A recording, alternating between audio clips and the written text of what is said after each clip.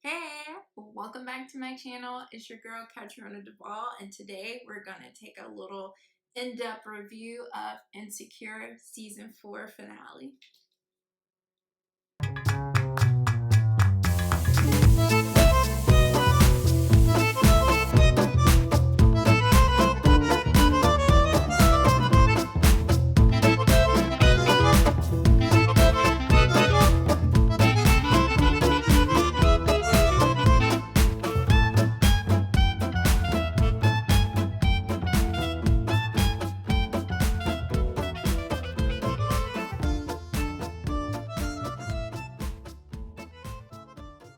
All right, let's get into it. So, hopefully you have already watched the season finale of Insecure, so I'm not gonna give away any spoilers or anything. But honestly, I feel like we were already prepared for this. Like, I just felt, I don't know, even watching throughout the season, I just had this feeling that a ball was finna drop on the season finale.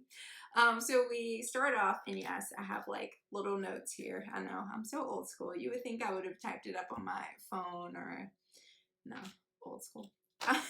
So we start off with Lawrence, he gets his big job in San Francisco, and even he says, like, maybe I could move with you. And I'm like, oh, look at our girl growing up. Like, she is, like, she's open to it. She really wants this relationship to work. I feel like she's learned her lessons from the past, and now she really sees something going on with Lawrence, and I think it could be great. So, like, we feel hopeful.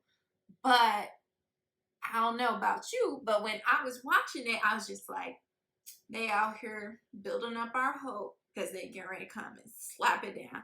But whatever. So, so we see that. We're like, okay, things are going good. Like, they're at the market, having a grand old time. Everything's great. And then all of a sudden, this stuff pops up with Tiffany. And so, I don't know. I mean, I'm not a show writer. I am not Issa Rae. I like look up to her. She's freaking amazing. So, who am I to critique this? But I felt like Tiffany's story with the, postpartum depression and stuff that she's going through, I feel like that is very important. But I just kind of wish that they had did it in a previous episode because, they built us up to be so we're like, they're giving us this hope with Issa and Lawrence. And so we're all like, oh my gosh, oh my gosh, oh my gosh. And so, we see the first part of the episode and it's all about them. And then like the next stretch, like a long stretch is, oh, we gotta find Tiffany, and Kelly is in there and she's acting, I don't even want to say that Kelly's acting a fool because I get it, like when people are stressed out and there's things going on, you kind of not necessarily act out of character, but with that high amount of stress of trying to find your friend, worried about their whereabouts and stuff like that, you tend to not act as you normally would.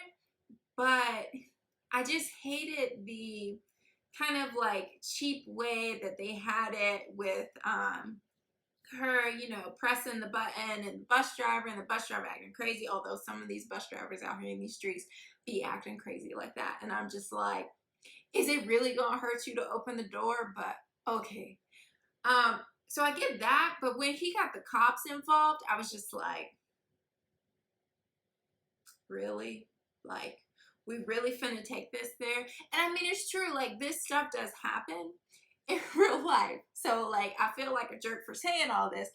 But at the same time, this is a TV show. And I'm just like, we have been so centered on Issa and Lawrence for seasons. Like, I don't understand why we couldn't focus on them more instead of throwing all this little stuff in here. And the whole time, I'm just like, Kelly, like, just chill. Like, can we just chill? Find Tiffany so we can get back to what's really going on? Like, please. But I get that they had to show that.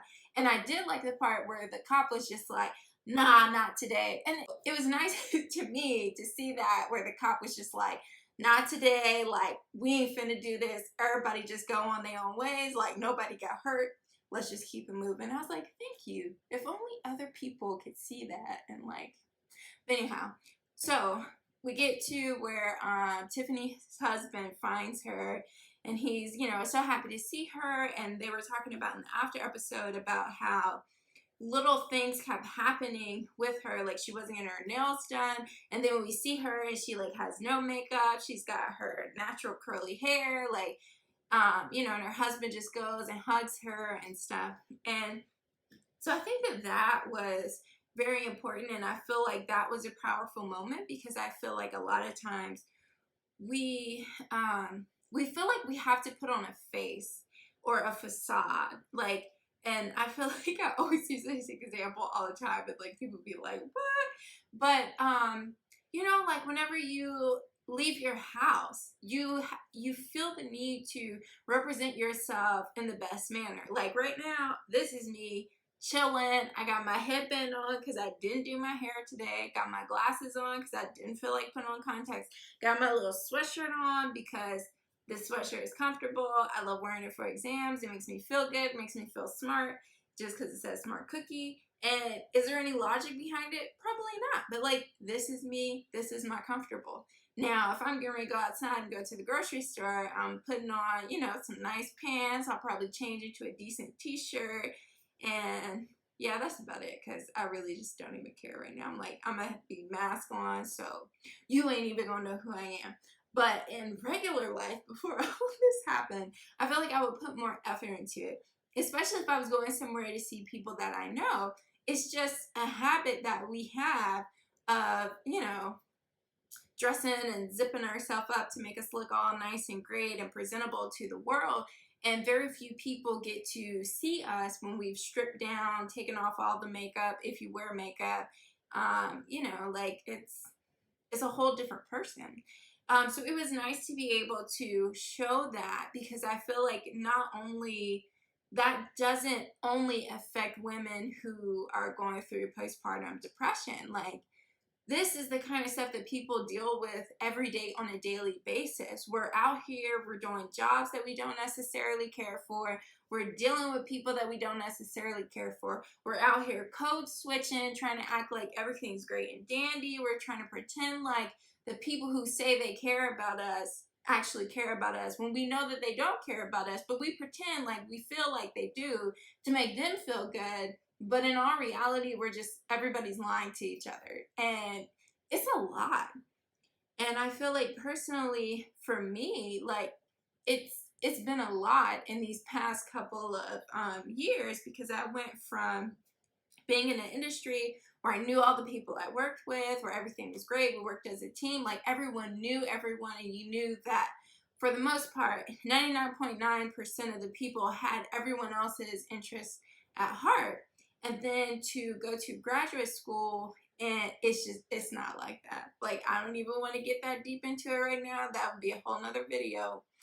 But, you know, it's a different atmosphere where you feel like you have to have your guard on. And after a while, you just get tired. Like, it's just like dating someone. You know, you meet them, you try to put your best foot forward.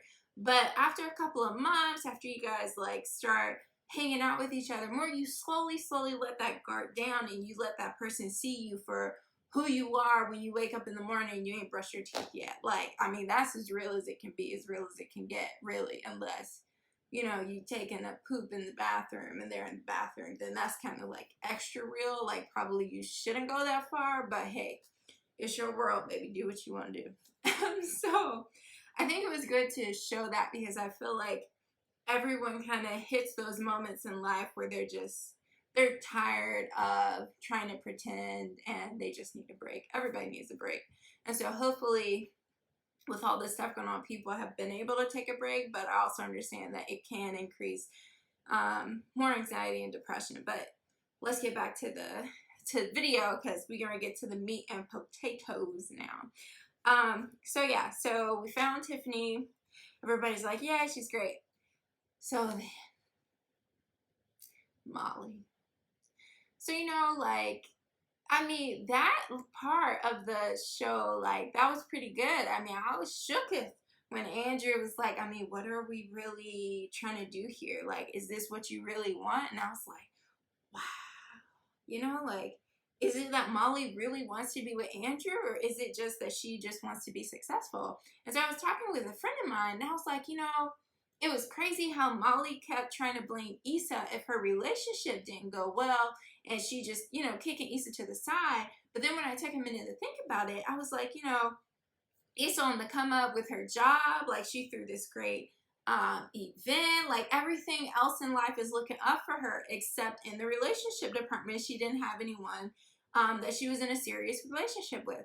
And then with Molly, like Molly's always had her stuff going on. She was always this big businesswoman. Like, she was always winning in those categories.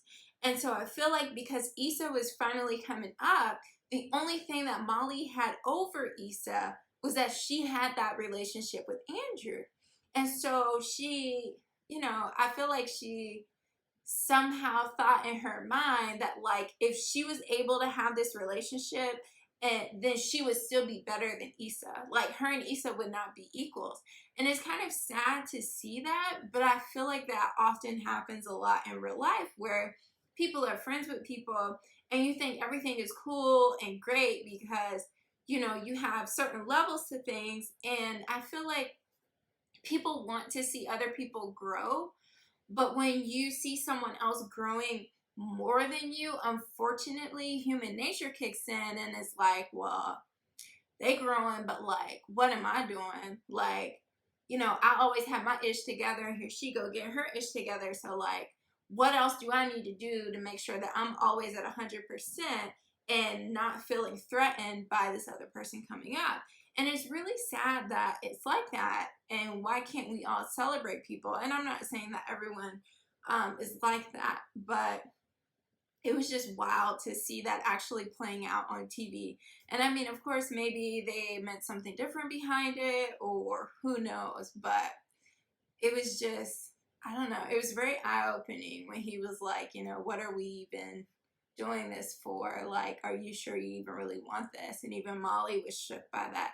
Because at the end of the day, I feel like it was a tough situation with his brother and that whole towel thing that went on.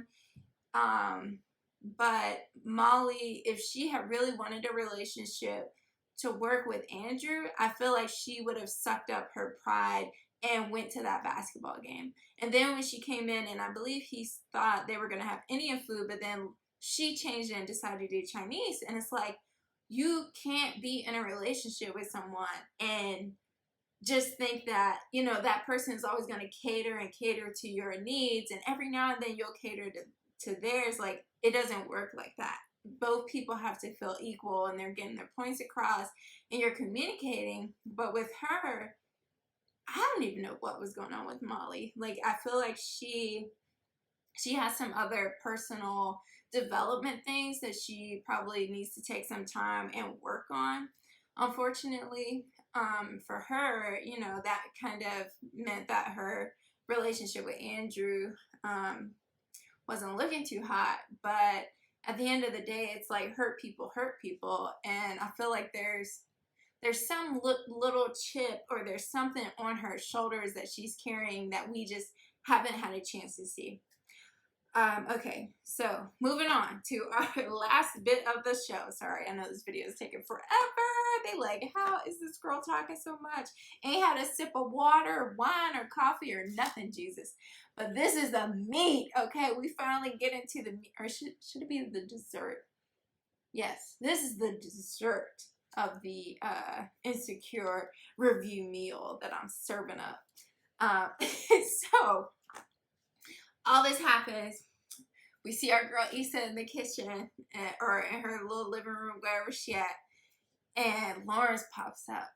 And honey, let me tell you, when Lawrence walked in, I could just read it all over his face. I was screaming at the TV. I was like, no, no, no, no. I even paused. I couldn't even.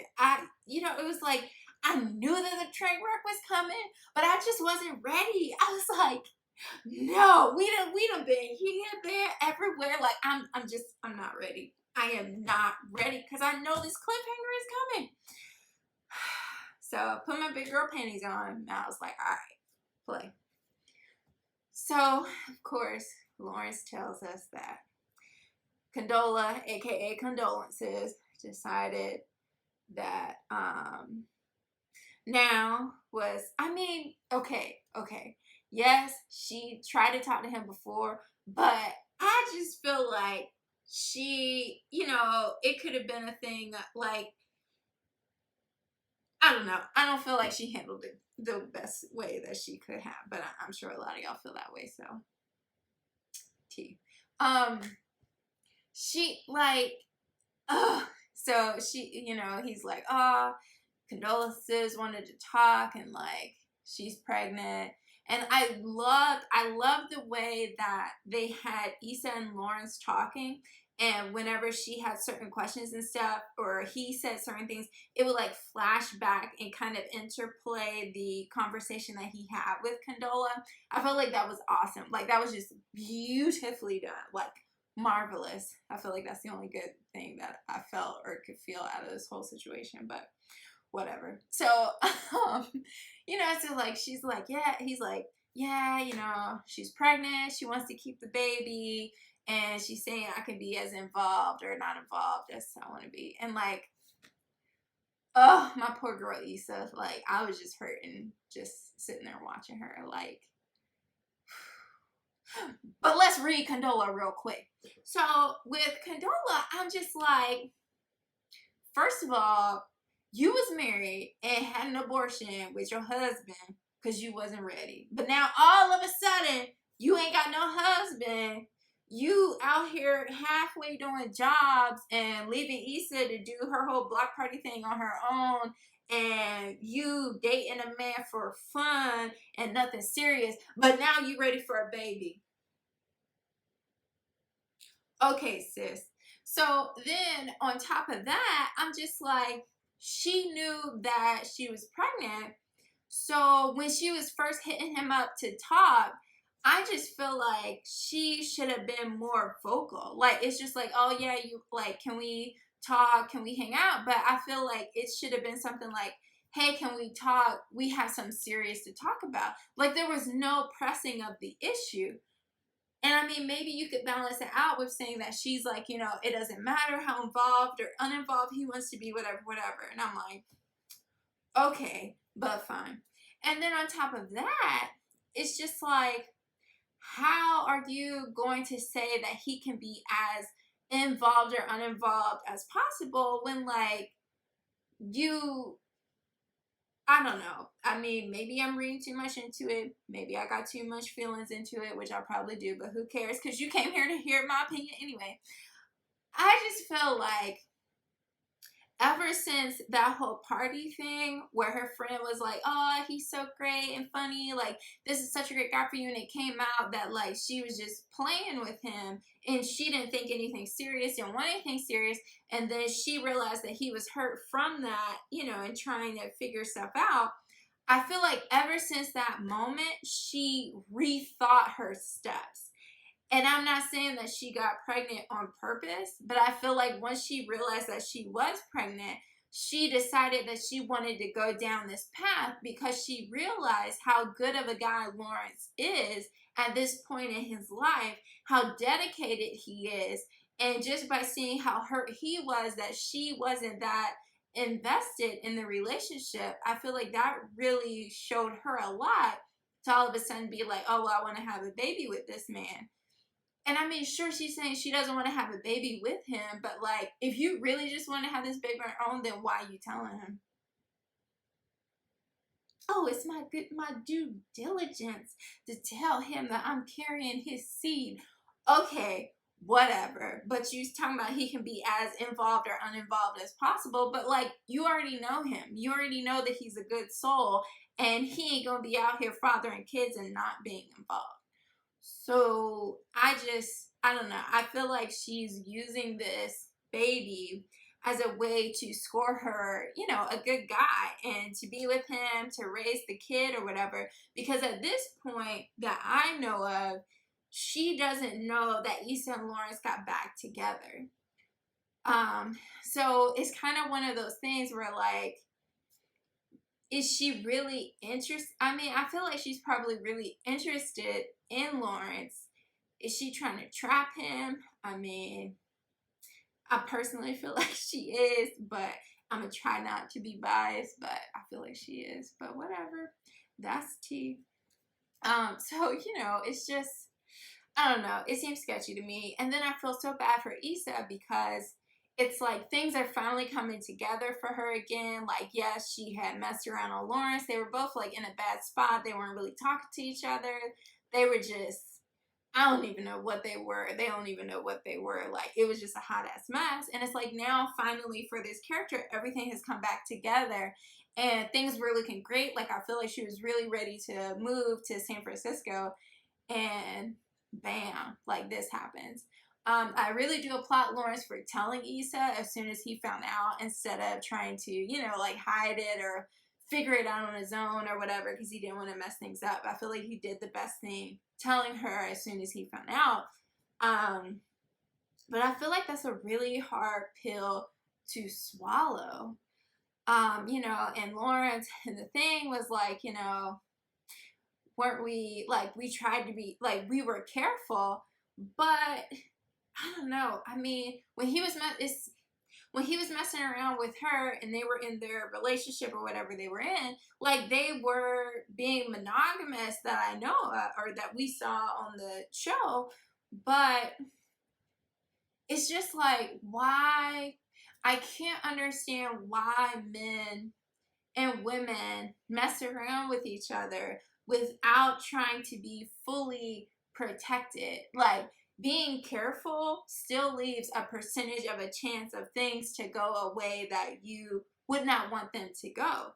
And of course, when Lawrence and her were together, there was no idea of him being with Issa, this, that, and the third. But it's like, I just can't understand how it is that you can be with someone, mess around with them and stuff, and you try to move on with your life, but you ain't checking to make sure like everything is cleared. Like, I mean, after I done been out shopping, this, that, and the third, I done took back some returns. Oh, you best believe I'm looking at that credit card statement and that activity to make sure that I get all my money back, make sure all my little transactions looking right, like making sure ain't nobody from Abu Dhabi out here charging me for something that I didn't buy. Like, I'm going back and I'm checking.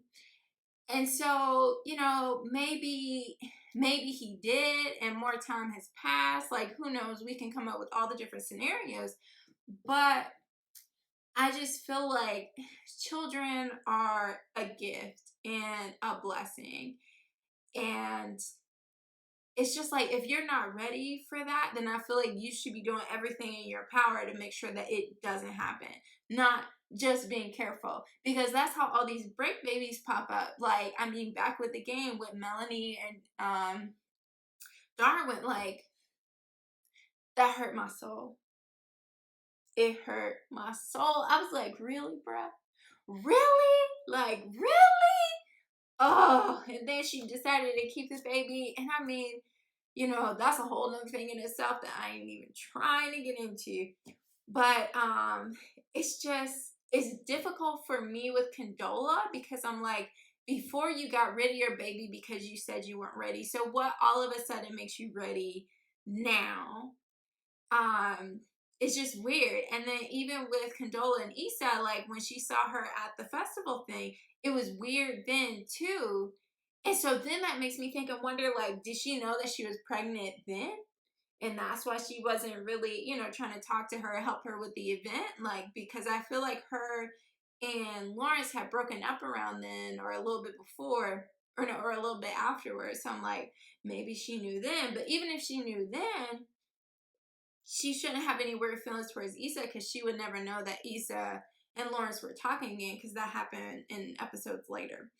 So I don't know. And then with our poor girl Issa, like, I'm really pulling for Issa and Lawrence to still be together. Like, I wish that they could just move to San Francisco, start a whole new life, and, let Lawrence be involved in his child's life and stuff. But at the same time, it's like, Issa had this whole idea of them being together and like getting married, having a kid. She's having her firstborn.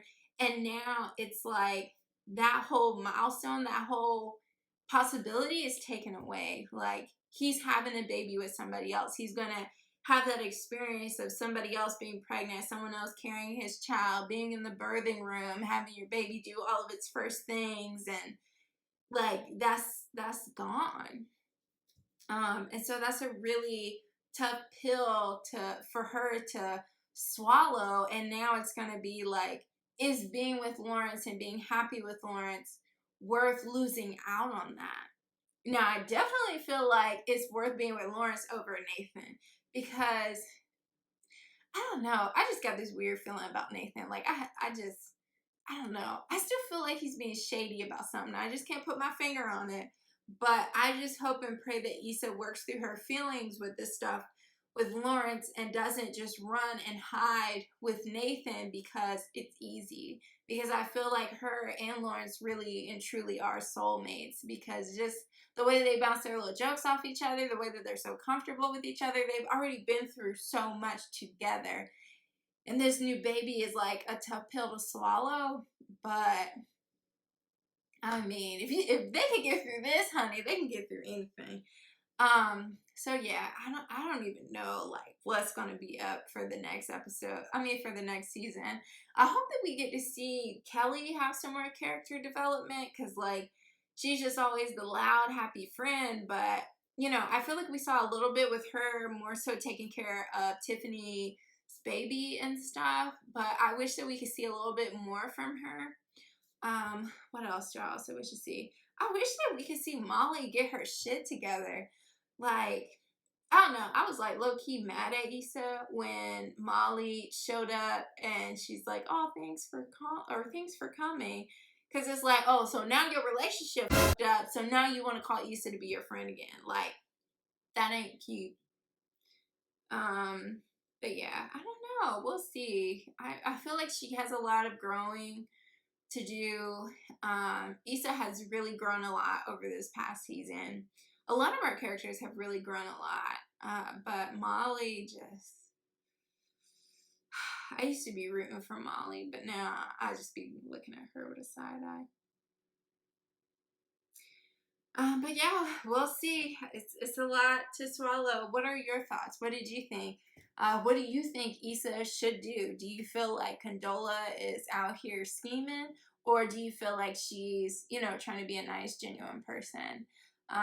Would love to hear your thoughts. Please leave a comment, like, and subscribe, and I'll see you in the next video.